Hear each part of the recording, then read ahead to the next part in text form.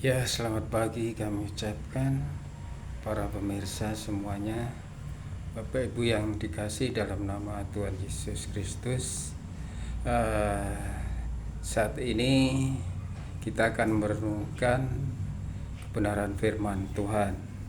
Kebenaran firman Tuhan yang terambil dalam Kisah Para Rasul 2 ayat 36 yang bunyinya demikian.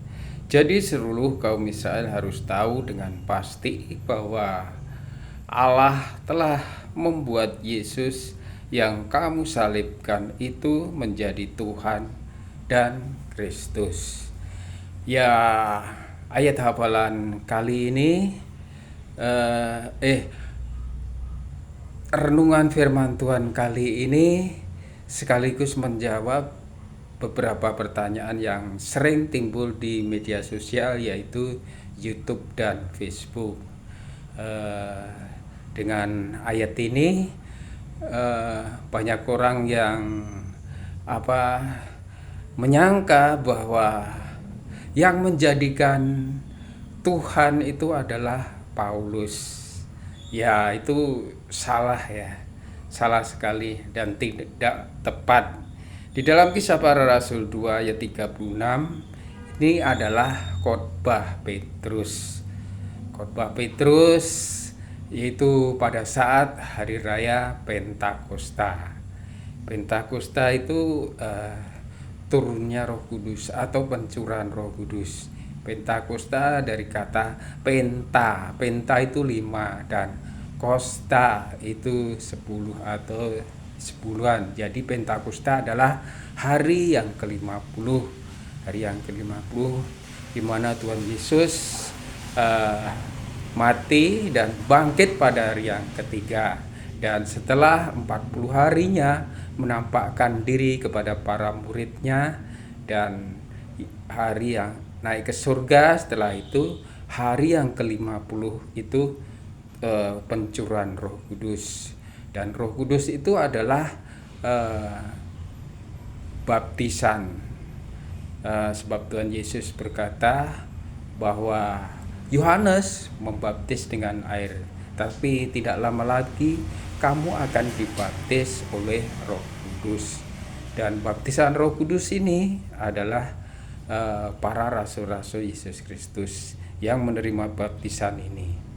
Baptisan, dan ini adalah janji bahwa Yohanes membaptis dengan air dan Yesus membaptis dengan Roh Kudus.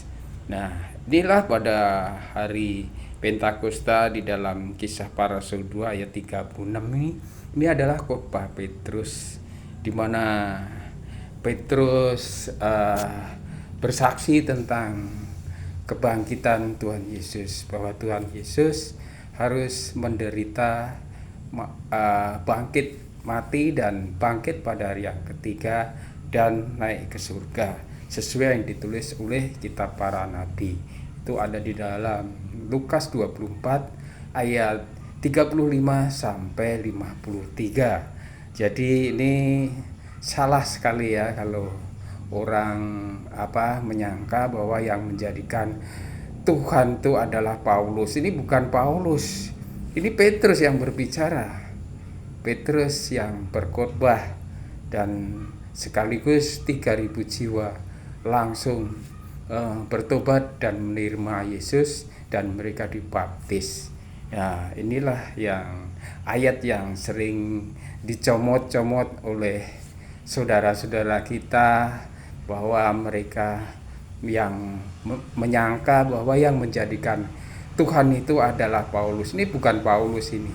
Ini perkataan Petrus. Ya, sekali lagi semoga dengan renungan ini semua pertanyaan yang ada di media sosial, baik YouTube ataupun Facebook, bisa memahaminya dan mengerti. Yang di ayat 34 di situ dikatakan, sebab bukan Daud yang naik ke surga, malahan Daud sendiri berkata, Tuhan telah berfirman kepada Tuanku. Dan ayat 35, duduklah di sebelah kananku sampai kubuat musuh-musuhmu menjadi tumpuan kakiku. Nah, ini Tuhan Yesus bicara bahwa bagaimana Mesias itu anak Daud, sedangkan Daud sendiri menyebut Yesus adalah tuannya. Nah, ya kan, malahan Daud nggak naik ke surga, yang naik ke surga adalah Tuhan Yesus. Nah, itulah Petrus ini menguraikan bahwa Yesus ini adalah silsilahnya dari keturunan Daud dan dari anak Daud. Dan Yesus juga berkata, bagaimana Mesias anak Daud, sedangkan Daud sendiri menyebut Yesus adalah Tuhannya. Nah, seperti itulah ya. Jadi di dalam Kisah Para Rasul 2 ayat 36 ini adalah perkataan Petrus, bukan Paulus ya. Jadi Petrus itu menguraikan di dalam Kisah Para Rasul 1 ayat 6, maka bertanyalah mereka yang berkumpul di situ, Tuhan, maukah engkau pada masa ini memulihkan kerajaan bagi Israel? Ayat 7-nya jawab Yesus ini ya, engkau tidak perlu mengetahui masa dan waktu yang ditetapkan Bapa sendiri menurut kuasanya. Ayat yang ke-8, tetapi kamu akan menerima kuasa kalau Roh Kudus turun ke atas kamu, dan kamu akan menjadi saksiku di Yerusalem dan di seluruh Yudea dan Samaria dan sampai ke ujung bumi.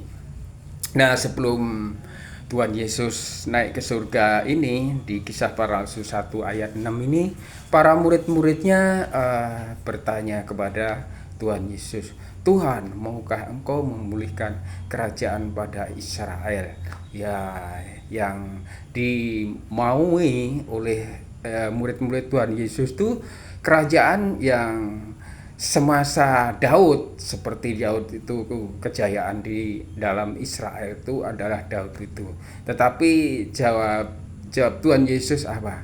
Kamu tidak perlu mengetahui waktu yang ditetapkan oleh Tuhan, tetapi kamu akan menerima kuasa. Nah, ini Kisah Para Rasul 1 ayat 8 ini, mereka harus memberi saksi, tetapi kamu akan menerima kuasa kalau Roh Kudus turun ke atas kamu, dan kamu akan menjadi saksiku di Yerusalem, di seluruh Yudea dan Samaria dan sampai ke ujung bumi. Dalam bahasa Inggrisnya, but you shall receive the power when the Holy Spirit has come you, and you shall be witness to me in Jerusalem, in all Judea, in Samaria, into the end of the earth.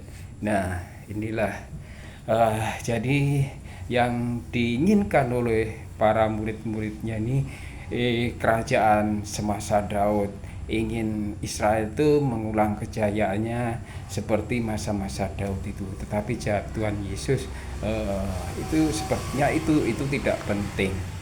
Tetapi nanti kalau kamu setelah dibaptis oleh Roh Kudus atau Roh Kudus, pencurahan Roh Kudus itu, nah kamu harus menjadi saksiku, seperti yang di dalam Lukas 24 ayat 35 sampai 53. Itu Tuhan Yesus berkata, setelah Tuhan Yesus bangkit, kamu adalah saksi dari semuanya ini, saksi dari kebangkitan Yesus dan penampakan Tuhan Yesus dan kenaikan Tuhan Yesus. Nah, itulah. Jadi setelah Pentakosta itu, pencurahan Roh Kudus itu, Petrus berkhotbah di dalam Kisah Para Rasul 2 ayat 36 itu, dan 3.000 jiwa langsung dimenangkan dan dibaptis. Jadi Kisah Para Rasul 2 ayat 36 ini, saya ulangi sekali lagi, ini bukan perkataan Paulus, ini adalah perkataan Petrus. Ini adalah khotbah Petrus, kesaksian Petrus, yang Petrus harus memberi kesaksian bahwa selama Petrus mengikuti Tuhan Yesus ini, tahu segala sesuatu yang terjadi oleh Tuhan Yesus, atau OTKP, olah tempat kejadian perkara itu, segala hanya Petrus tahu semuanya itu. Jadi ya semoga lewat renungan ini semua pertanyaan yang ada di media sosial, YouTube atau Facebook bisa mengerti dan memahaminya. Inilah renungan yang singkat ini, semoga menjadi rema bagi dan menguatkan iman kita. Terima kasih. Maranatha.